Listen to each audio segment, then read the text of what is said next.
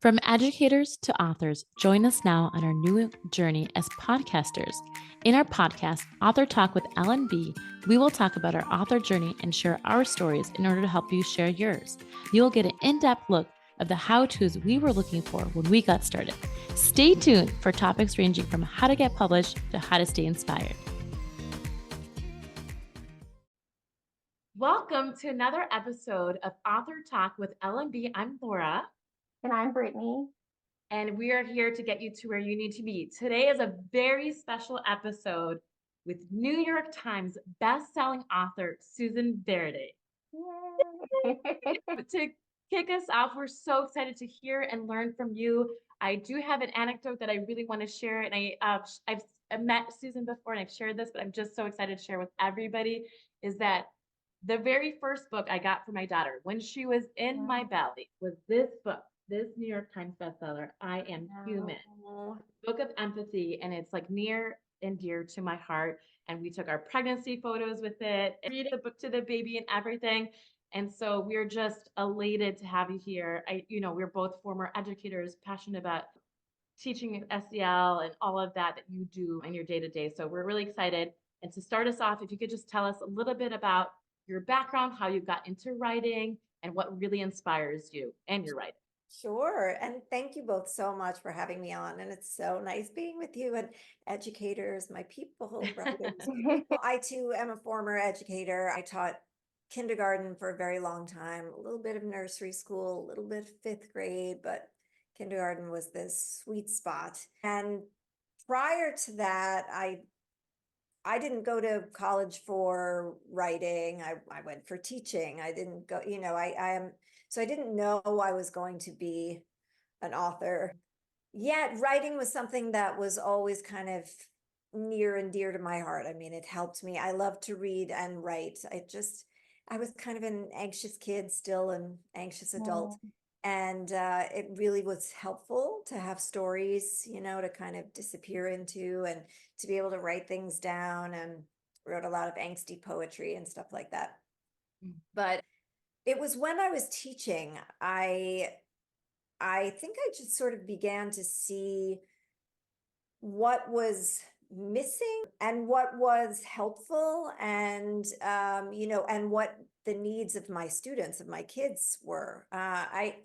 I tend to, when I was teaching, we didn't have any sort of formal SEL. So you were either a teacher who kind of, fostered that kind of social emotional support and learning, or you weren't. But it wasn't school wide. There was no program. There was no, we were never using the words, which is unfortunate. But I always had students, for some reason, who had a lot of trauma or things going on in their lives, and it was just my approach was really, I don't know, I'm like a snuggler and a whatever, so my approach was really to take care of those kinds of needs first and foremost. And books are always a great way to start the conversation, to see yourself and all of that, but there was a lot missing and a lot that I sort of wanted to have support in talking about. So that just kind of started everything churning. But then I left teaching to have my kids, and it was when they were about, they were toddlers, that I started just writing. I started writing poems and stories and whatever, and suddenly I had this pile of stuff, and I didn't know what to do with it. But I had a friend who's an author, and she ran a conference every summer for Kid Lit. And so I went and took her picture book writing course. And then the next summer, Peter Reynolds was teaching the same course. One of the perks was getting to show him some of your work. So I plopped this stack of stuff down in front of him, and he pulled out The Museum, which was our first book, my first book. And he said, this is a book that I'd really like to illustrate. And I was like, what? But yeah, so that's kind of how it happened. We spent the next few months creating a dummy, and then we sent it into his agent, who became my agent, and it just kind of went from there. That's amazing. Wow, that is so amazing.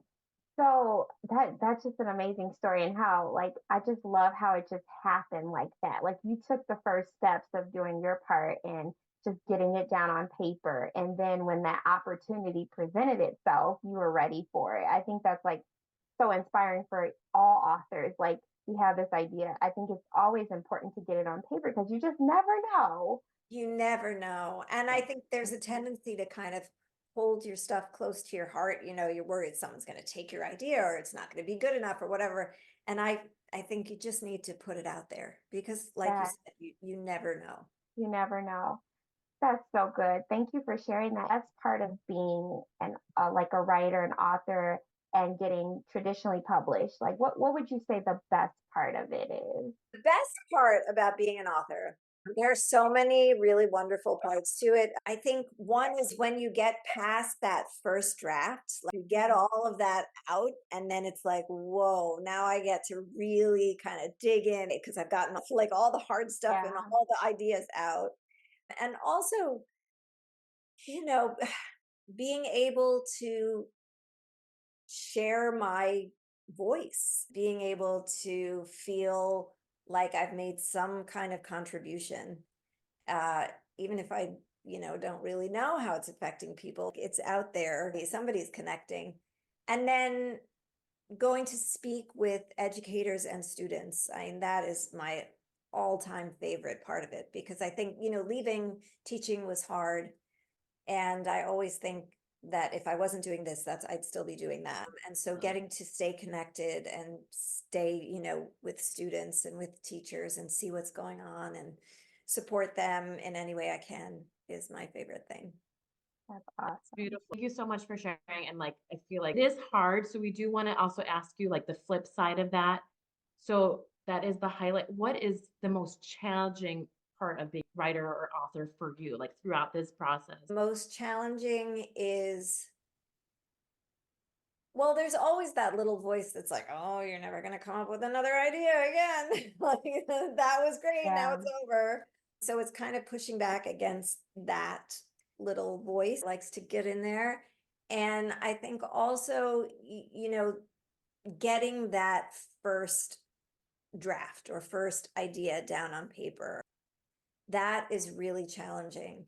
And sometimes, it doesn't go the way you think it's going to go, or it doesn't work Mhm. out, or you put some work into it and then it's like, oh, this is not working at all. And discipline of doing it every day, like that is, I can so easily get on my computer and then like decide there are 50 million other things to do, right? Especially if you're working from home or something and there's like, oh, the dog and the dishes and the whatever, and it's like sort of making that time important and Mhm. and sticking to it.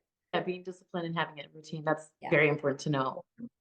What Yeah. keeps you, and this is a little off but what keeps you going? Like what keeps you having that routine? Because I know like I can relate to you, Susan, of just having things coming up, all the different things, and especially myself as a mother with little ones, and Yeah.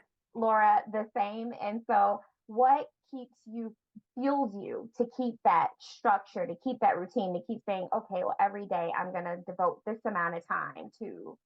First of all, the having had a a book come out in the world Yes. or be created or be published, like that feeling is so, so there's a little bit of ego involved, there's a little bit of that Yeah. gut feeling involved that's like, wow, I want that What again. if? Yeah. So that, Good feeling. Yeah. that fuels you a little bit, but also I Yeah. think just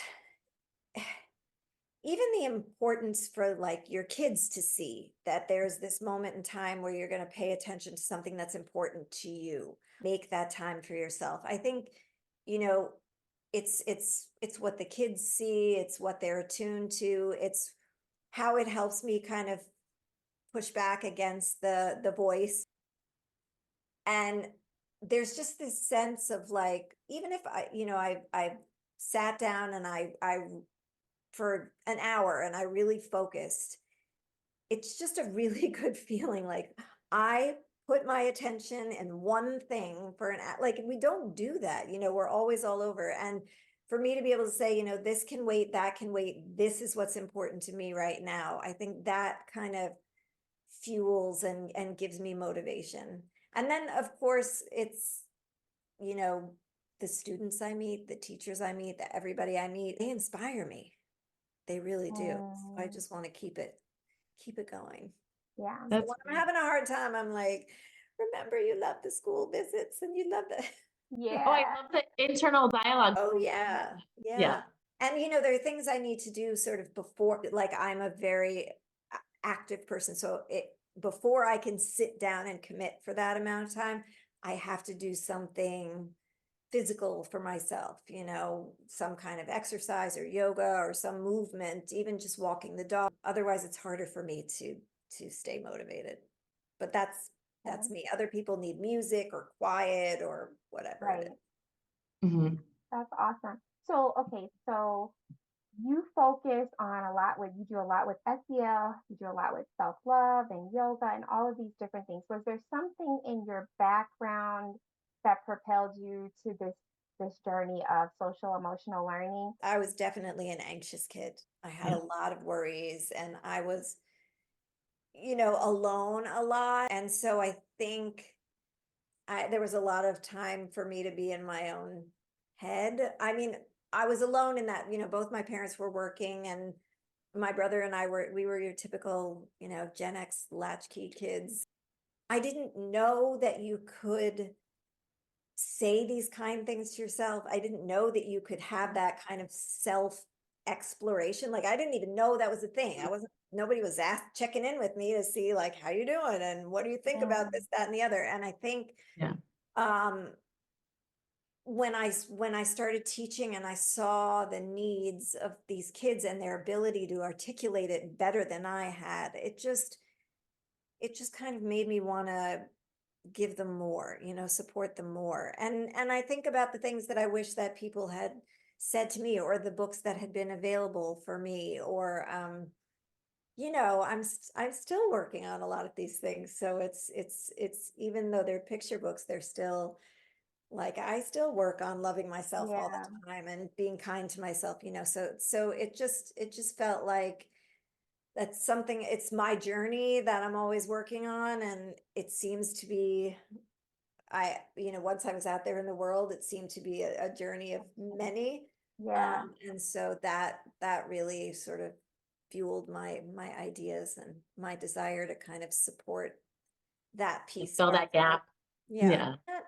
You can't open your mind to learning academically if all this other stuff is churning inside of you and not being dealt with. So and really, what's more important? It's your one life. You need to, feel as Yeah. good as you can about yourself. Was so profound. Can we just stop for a minute and just soak that up because that's really important. Even as you're listening and you're thinking about what you want to write, there are going to be times you may be anxious. As a writer, we have to treat ourselves with that compassion too. It's helpful with books like yours that teach you that self-love. Like I read your books to my children, but I also read them simultaneously for myself. Like I feel like that I is love it. helpful. Let's Yeah. Well, I mean, I'm writing them for children, but I'm also writing it for myself. yeah. Because That's I so do good. need to And I work on love that transparency too, like what Laura was saying, like just your transparency of saying like I am still to this day working on these things and they're an ongoing thing. And I think people can really relate to that, of just your transparency with that. Yeah, maybe I've reached a certain level of success or whatever, but to me, it still feels like there's so much to learn and Um, still going to make so many mistakes. And there's still so many things I don't know, or or are new to me. And so, which is kind of exciting, but also can be really intimidating. what advice would you give to aspiring authors who are trying to find their voice, trying to find their vision, and that may not start off traditionally published? Maybe they have that as a goal, but they're starting off, you know, self published, but they have this dream, they have this vision. Yeah. Well, I mean, I recognize that I was incredibly fortunate and that, I always feel a little guilty when someone's like, how do you query an agent? And I'm like, I don't really know. Right, right.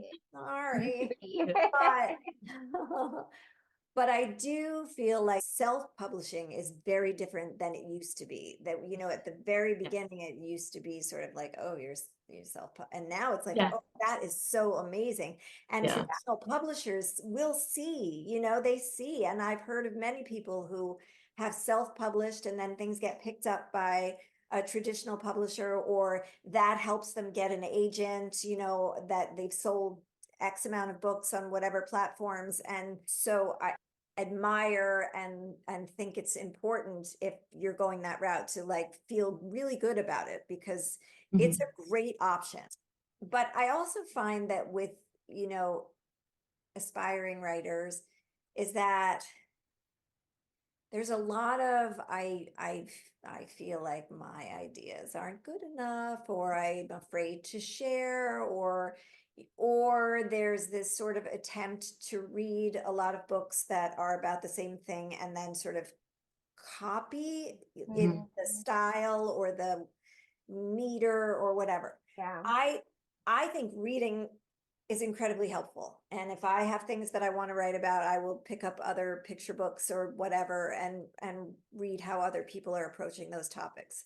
But one thing I always keep in my mind is that I don't have to sound like them in order to be successful or write about the same topic. There is room for the way I express myself, and where I might talk about the same thing. So it's like I get inspired by other people, but I don't feel the pressure to be like them to succeed, right? So I Yeah. think it's sort of this, it's more of this self-talk, but it's sort of the idea that your voice is important, your own perspective is important. There's room.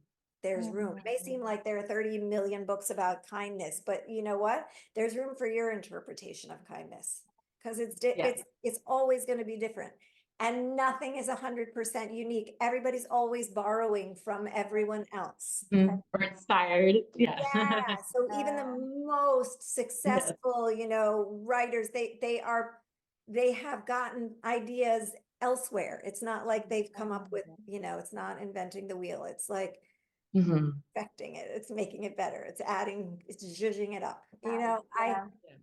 I think that just to know that, like, instead of being like, oh, I'm not going to be successful like this person because they did it this way or they did it this way, it's like, no, now I see that I can put my own voice out there. And I think you just have to put yourself in a position where you're showing your work, you're sharing your work, and not being too afraid to do that. I mean, it's going to be scary. I'm not going to tell you it's not, but Mhm. go to those workshops that you're interested in, take those classes, join a writers group or something like that, find a community.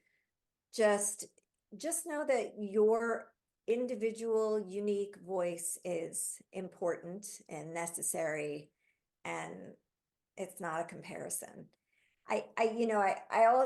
Also, a lot of people ask, like, oh, they worry about the rules. Just write, an editor will figure that out, or you'll go back and figure it out, but just Yeah. write, and don't Mhm. get caught up in the number of words and the number of Okay. pages and things Yeah. like that. Love that. Laura and I were just talking about all these things, and for to hear a person like you say these things is just like so meaningful. Just don't even realize how much you've just helped us in this Yes. this conversation right now. Taking notes. I know, right? That's the thing. I mean, the Yes. thing is having a community, having people you can Yeah. talk to. I mean, I wrote my first adult book a little over a year ago, maybe 2 years ago. Same kind thing. But I called a friend of mine who's written multiple books for adults, and I was like, is it normal that every morning I wake up feeling like I'm just gonna throw up because I'm so nervous Mhm. about this whole Yeah. process? And she was like, oh yeah, that sounds about right. I mean, just finding people who are like, oh yeah, you got Yeah. it. This is all normal. This is all okay. Right. So it is really nice to like you have each other. I love that. I like creating a sense of community. I wonder, like, once you've published, how do you like, engage with your audience, like with your readers, like, and what do you love most about engaging with your readers? Like, how do you keep that connection on the like other side? Try to keep up with my social media stuff. You're good at it, Oh, I boy. think. I I was know. all ready to make a video before school ended about like all the, all the cool things you can think of for next year for and then I was like, oh, it's the end of June. I think I'm a little, I um, can totally empathize with you. Yeah. so, but I think, first of all, I think going into the schools again and like just making sure I stay connected to educators and independent bookstores and continuing to stay in touch with all my educator friends and their students and all of that good stuff. Thing I will tell you though, all you aspiring or self-published writers, is if people do start asking you to come, do a virtual visit or come to a local school or whatever, your time is valuable. So don't give everything away for free. This is your time, this is your craft, this is your passion, and it's valuable. Yeah. So And I feel like I don't know if you can relate to this, but I feel like when I started, I did everything for free. And like I would come, nothing would be ready, and I just felt like they didn't value me because yeah, I was just giving it's like sometimes when you like put a number on it, I don't know, it just people automatically think, "Oh, she's valuable. Like she has value I because know it's crazy, is but that true?" Okay. it is Okay. true. It is true. And I feel like when you put a number on it, even if it's a small one, it also gives you the opportunity to share your needs. So you can say, and in addition to my fee of whatever, it's always helpful if the kids have read one of my books with you, Yeah. or if you've talked to them about why I'm coming, because it's nothing worse than showing up and the kids have no idea why you're there. They've never read anything. They don't know why they're in an assembly in the first place. Like, you know what I mean? Have your needs. We're not Yeah. talking like diva needs. We're just talking about like I like the kids to know, like at the very least, that they're sitting down with an author. Yeah. That's Yeah. attaching a value, a number. It kind of opens that door a little bit, like, okay, this is my time is valuable and this is what I need from you as well, for Yeah. whatever reason. Brittany and I have talked about it, and it's something I struggle with. And I like you're saying exactly what I need to hear because you're like, what's your rate? I'm like, what is my rate? Like, it's hard to come up with that. Like, figure out all I of that think, part. the best thing to do is actually just sort of Google like Yeah. first time author fees. Really, they'll give you sort of a range. And Right. then I always feel like if you go a little bit higher than you're like, oh, that's too high. Then you have room to say, oh, I understand you have a budget. I hate to say no, I'll do it for whatever. And then that's, a way to negotiate, but don't undervalue yourself. Yeah, it's really hard to say because even I sort of struggle sometimes with my fees because I'm like, I took my mother with me once recently this year to her elementary school she went to in Michigan, and they had asked me to come do so. I brought her with me, and she was with me for the whole day and whatever. And she was like, "This is exhausting. You should raise your fees." I'm like, "Oh, maybe I should." But you may think that it's because you're just coming in there and you're talking about something you're so familiar with, and it's your book, and it's your, but they think that like, oh my gosh, this person, there's value and we need to, pay them for their time. Oh, I had one other question I was just thinking about. So we kind of want to know what a typical day looks like for you and how you balance career and family. And then like how often do you go into schools and libraries? Like is it like a few times a month? Is it like how often and what does a typical day Yeah, or it's month funny or week because look like? I still run on this like the schools schedule, like the school calendar. So Uh-huh. like, I don't Yeah. really know. And I'm always like, oh my gosh, what's my summer job going to be? Because I have to supplement that. Yeah. Right. Yeah. Yeah, a typical day. I mean, well, it was different when my kids were home now, and now they're all off at school, but I still kind of am in the same routine. I get up, I walk the dog, I exercise a little, I make a big giant cup of coffee, and then I sit down. And for the next, from like 11 to 2, I'm working straight on writing. And then whatever comes up, I know I've put this chunk of time aside, and whatever else comes up, I can get to later or earlier. Sometimes the ideas hit you at weird times. So I just allow myself to go with it when I need to. When your kids are little, it's a lot harder. So, it's not easy. I mean, I'd love to say like, oh, I'm able to balance this, that, and the other. No, sometimes it doesn't work like that. I remember when I got the news that the museum was being published, I was sitting, I think it was like 2013. So my daughter was, I don't know, she was very little.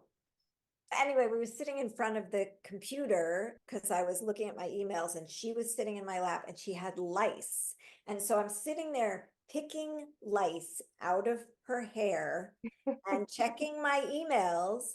And then I get the email that like, oh, Abrams wants to buy the museum and da da da. And I'm like, woohoo, this is so glamorous. Sometimes it just it happens simultaneously. Yeah. Yeah. It's hard to balance, and I wish I could say it's easy and you just make sure you take the time, but like life happens. So, Yeah. you get it in where you can. If you can make a routine and mostly stick with it, then you're doing a great job. Yeah. Okay. And how often do you go into schools? Is it month, like once a month or It's probably 3 times a month. that's So awesome. three, Yeah. maybe 4, Okay. depends. Do you think that other aspiring authors who really do want to make this career, they can actually find their voice and make it into a career for them? I really 100% believe that. I Okay. really believe it. I've seen it. I I've lived it. I mean, I really, really believe it. I Oh, think, it takes a lot of perseverance and a yeah. lot of positive self-talk. A Yes, lot of I Heard know. it from Susan Verde. You can do it. Yes. As far as making it your career, that takes time, even when you've been Yeah. published. I mean, Yeah. making money as an author, it takes time. It's doable. It's like, as teachers, we supplement our income by working over the summer or doing whatever side hustles we have. School visits really help a lot in terms of making a living and keynoting and all of those amazing things to just kind of put yourself out there. They really do help, which is why you've got to put a price on it.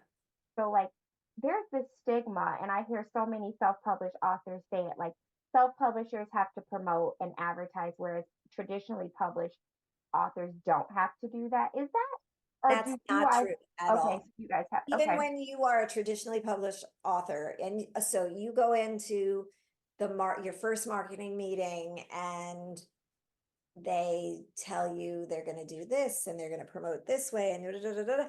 And yes, they'll do some of it, but you are doing so much of the legwork yourself. So Okay. it's really, you are Even with still your author participating. visits and stuff? The author visits all go through me. So if my publisher arranges an author visit, it's typically done through a bookstore, and then there's like a minimum book sales requirement, Gotcha. and I don't get a fee. So the publisher will take care of my travel if I have to go anywhere, but I won't get a fee. It'll just be book sales and the visit, and which is, book sales are great. I mean, they take longer to give you some money, but they're great. But if I set them up myself, then I have my fee, and then I can, talk about book sales and things like that too. One thing I've been doing in terms of book ordering is I always ask if they need help or they're considering book orders, like even if they haven't brought it up in their initial email, because sometimes they're not thinking about it or sometimes they don't want it. It's fine. I have a local bookstore who will help with book orders, and then I can sign them in the store and then they'll ship them out, Oh, which I love is that. really helpful. So if you have some kind of something like that, or if you're doing through Amazon or things like that, you're still doing a lot of your own legwork. I mean, um, it's definitely, they're the ones who will get it into the bookstores and things like that. So you're not going into a bookstore and asking them to take your book, or I don't have to do any Yeah. of that. But as far as your social media, your promotion, your school visit stuff, that's a lot on you. Yeah, okay. Yeah. And what's interesting about traditional publishing is that they sort of have a wait and see policy. So like your first book, they won't actually do as much as they would for maybe Yeah, I heard it's sort that. of like counterintuitive, because they're like, let's see how the sales go, and then we'll see if we want to take on another book, The book, yeah. or make this a series or whatever it is. So there's a lot of that, and you're sort of like, well, if you just put a lot behind the first one, it would do really well, and then we wouldn't have Yes. to worry about this. But they kind of like, let's Yeah. see how this goes What before we happens? sign on another. So Yeah. there are, pros and cons to all of it. Do you ever feel pressure to like get a book out quickly? Like, cause people are like, "Oh, what are you working on now?" Like, I'm like, "Well, I just got 2 books out, like, quick, like, and I just had I Yeah. have babies under 3, like, Yeah. Yeah, Yeah. it's No, hard. I get it all the time. Oh, what are you working on? Oh, you must be working on a million things, blah, blah, blah.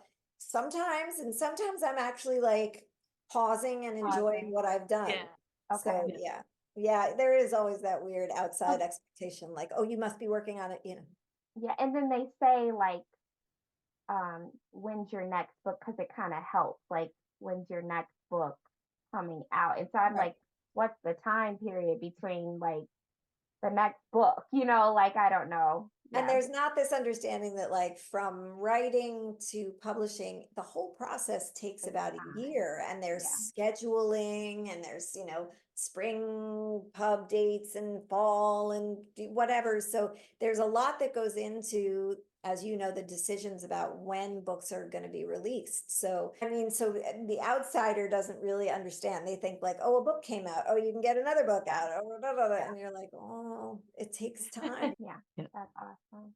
Well, Brittany and I and everyone listening cannot thank you enough for the advice, the tips, everything, like letting us in your world. We immensely appreciate your time. It is valued and is very valuable to us. To like just wrap up our episode, are there any final words of wisdom for our aspiring authors listening here? I think you really pay attention to that feeling in your gut, because when you're writing and you're meant to be writing, you feel it, it. And even if you're scared, even if you think no one's gonna like it, no one's gonna Yeah. want it, no one, it's not true. It's really something that you need to nourish within yourself.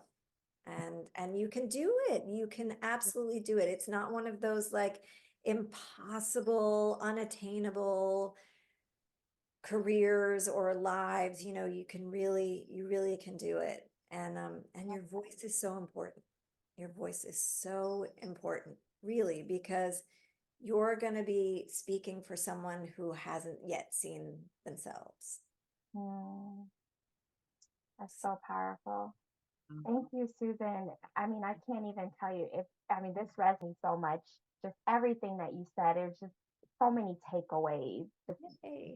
Yeah, just valuing, what we do and not listening to that little voice that will try to talk to us all the time, every day, and tell us like nobody wants to read this or it's not good enough or maybe this and that. And then also just finding your voice and be not copying, but like being inspired, but just finding your own voice. Yeah. And just so many things you said just really resonated with us. And we just say thank you. Thank you so much, Susan, for joining us. We know that just like it inspired us, it's going to inspire so many other authors or even people that are just like thinking about the journey and if they want to take it. And so we just want to say thank you so much for joining us. We are so happy to have Susan, New York Times best-selling author. just such an inspiration to so many. And we just say thank you, Susan. Thank you so much. you. You are both an inspiration as well.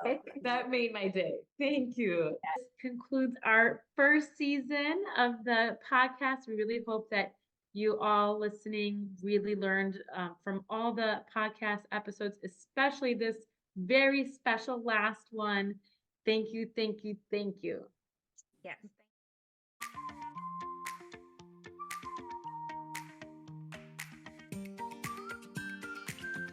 Thank you for joining us on Author Talk with LMB. We hope you found inspiration and valuable insights to guide you on your journey as an inspiring author. Remember, every great story starts with a single word.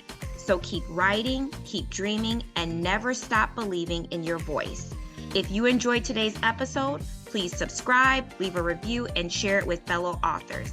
Join us next time for more tips, interviews, and encouragement. Until then, keep turning your pages and crafting your narrative. Happy writing.